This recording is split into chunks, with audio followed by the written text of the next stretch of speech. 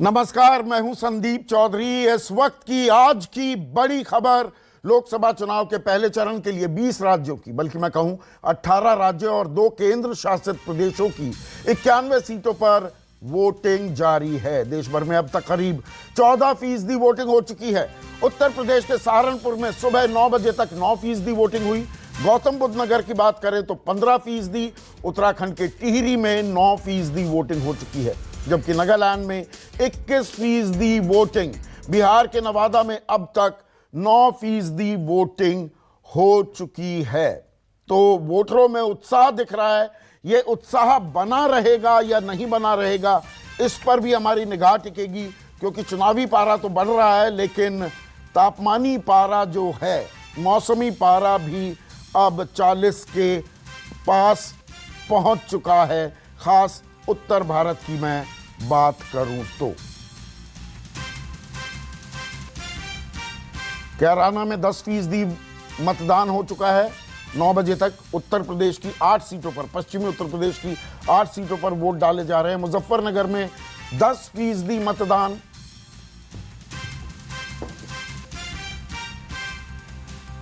मेरठ में 10%, मतलब 10-11% मतदान है। मेरे साथ कुछ खास मेहमान भी जुड़ गए हैं। मेरे साथ राजेश बादल वरिष्ठ पत्रकार हैं, विनोद अग्निहोत्री एक और वरिष्ठ पत्रकार, सुरेंद्र राजपूत कांग्रेस के राष्ट्रीय प्रवक्ता और बीजेपी के प्रवक्ता यशवीर राघव मेरे साथ जुड़ गए हैं। और राजेश बादल, शुरुआती जो ट्रेंड दिख रहा है, उत्साह दिख रहा है। पिछली दफा 60 से 62% वोटिंग हुई थी इन इलाकों में।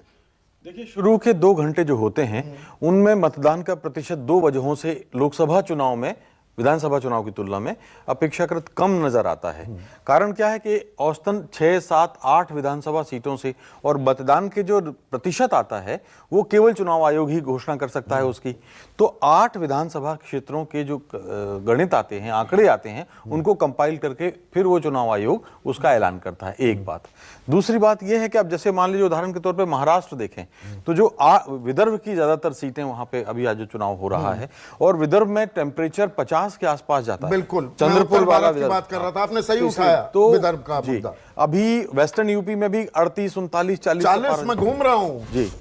तो इसलिए थोड़ा सा उस मतदान। और इस वक्त एक बड़ी खबर आ रही है। मुजफ्फरनगर से बीजेपी के उम्मीदवार संजीव बालियान ने मुस्लिम महिलाओं पर फर्जी वोटिंग का आरोप लगाया है। उन्होंने फर्जी वोटिंग के आरोपों की शिकायत चुनाव आयोग से भी कर दी है। वो कह रहे हैं कि बुर्के की आड़ में कराई जा रही है फर्जी वोटिंग। तो मुस्लिम महिलाओं पर आरोप नहीं है, ये दरअसल फर्जी वोटिंग का आरोप लगा रहे हैं कि बुर्के की आड़ में फर्जी वोटिंग की जा रही है। संजीव, आप तो पश्चिमी उत्तर प्रदेश से भली भांति वाकिफ है, पहले उनका बयान सुनवा दें।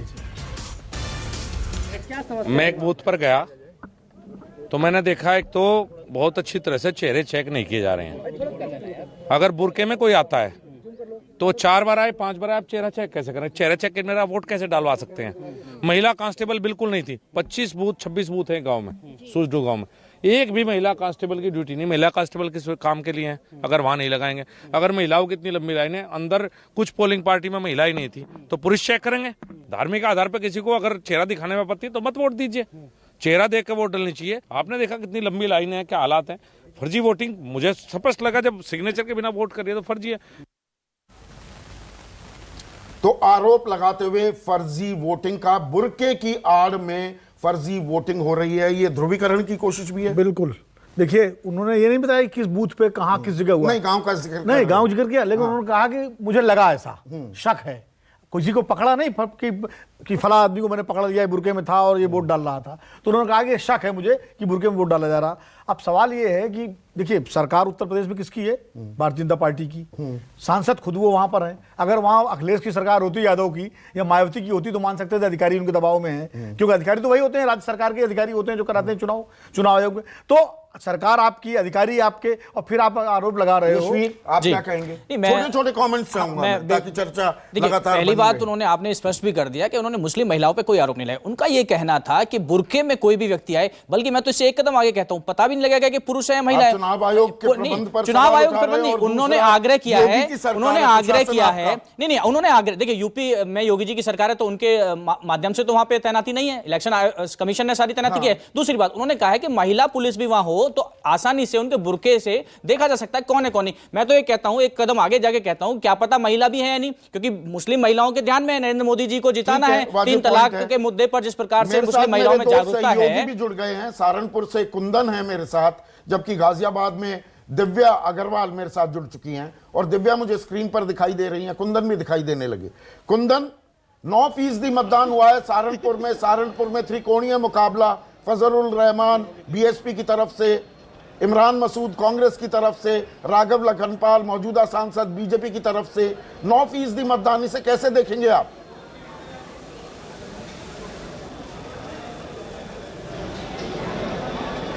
लेकिन अभी बढ़ेगा संदीप, सुबह का ट्रेंड आप जो भी मान सकते हैं, लेकिन मैं जिस बूथ पे खड़ा हूं वो गुरु नानक इंटर कॉलेज है, और गुरु नानक इंटर कॉलेज का और भी कई रेफरेंस है, लेकिन मैं आपको बताऊं कि जल्दी से नज़ारा देखूं कि देखिए जैसे जैसे माइनॉरिटीज़ वोट ज़्यादा है, मुस्लिम्स लोग ज़्यादा है, कुछ सिख वोटर्स भी हैं, और यहाँ पे आप एक नज़र जल्दी से नज़ारा देखिए कि लोगों की चहलकदमी बढ़ गई है। तो हो सकता है कि सहारनपुर में सुबह के आंकड़े थोड़े कम हो, लेकिन दिन चढ़ते ही आंकड़े बढ़ेंगे। लेकिन एक फैक्टर जो मैं आपको बहुत कॉमन मुझे यहाँ देखने को मिला कि इस बार यहाँ पे जो चुनाव है त्रिकोणीय भले हैं, लेकिन डिसीजंस जो माइनॉरिटी कम्युनिटी है वो करेगी, क्योंकि बहुत साफ है कि अगर वोट बढ़ते हैं तो इसका फायदा सीधे बीजेपी को होगा, और नहीं बढ़ते हैं तो हाजी मसूद और नहीं, ये तो इमरान, कॉमन जो सेंसिकल इनके लॉजिक बीच है, ये में, तो बेसिक लॉजिक की बात है। चुनाव के बीच सुरेंद्र में जो मतदान होगा राजपूत, वो आपने इमरान मसूद पर पूरी जोर आजमाइश कर दी, प्रियंका गांधी गई, राहुल गांधी भी गए थे, वो तो मौसम के चलते वहां पर टेंट उड़ गए तो वो साझा रैली नहीं हो पाई। प्रियंका गांधी, फिर चंद्रशेखर रावण भी आ गए हैं आपके समर्थन में। आप किस भूमिका में हैं सहारनपुर में? आप महागठबंधन का फायदा कर रहे हैं कि उनकी वोट काट रहे हैं या अपनी ताल ठोक रहे हैं? संदीप भाई, हम अपना चुनाव जीत रहे हैं, हमारे अपने मतदाता हमें वोट दे रहे हैं, हम शुद्ध रूप से भारतीय जनता पार्टी से लड़ रहे हैं और वो वोट हमारा है नंबर 1, और वहां पर हम जीत रहे हैं, हमें इस पर कोई शंका नहीं है। नहीं, मुझे ये समझाइए, पश्चिमी उत्तर प्रदेश की बात करें, बागपत मुजफ्फरनगर में आरएलडी के खिलाफ आप उम्मीदवार उतारते नहीं हैं। इमरान मसूद को खड़ा कर देते हैं, नसीमुद्दीन सिद्दीकी को बिजनौर से खड़ा कर देते हैं, डॉली शर्मा को गाजियाबाद से खड़ा कर देते हैं। कहीं पे आप समाजवादी को तो फायदा देते दिख रहे हैं, बीएसपी के खिलाफ आपने मजबूत उम्मीदवार खड़े किए। नहीं, लेकिन आपकी टैसिट अंडरस्टैंडिंग है क्या समाजवादी के?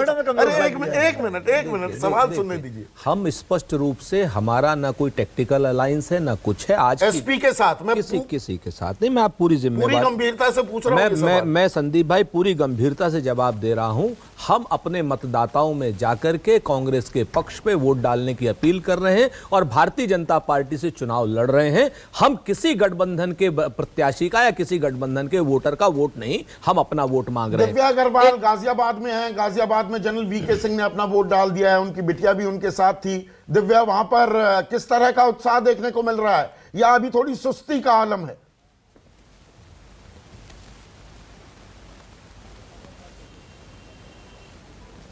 फिलहाल थोड़ा कह सकते हैं कि संदीप जी, मतदान की प्रक्रिया थोड़ी स्लो हुई है। सुबह जिस तरह का क्रेज़ दिखा था, चूँकि गर्मी एक बहुत बड़ा फैक्टर है, इस वजह से सुबह सुबह लोग ज़्यादा दिखे थे। और चूँकि ये जो पोलिंग सेंटर है ये उस जगह से कवर है जहाँ पे तमाम प्रोफेशनल्स और वर्किंग लोग हैं। मैम, एक महिला इस वक्त मेरे साथ है, इनके साथ एक बड़ी समस्या आई है कि ये यहाँ पर पहुँची है बूथ पे, लेकिन इनका नाम वोटर लिस्ट में नहीं है। मैम, किस तरह की दिक्कत आई?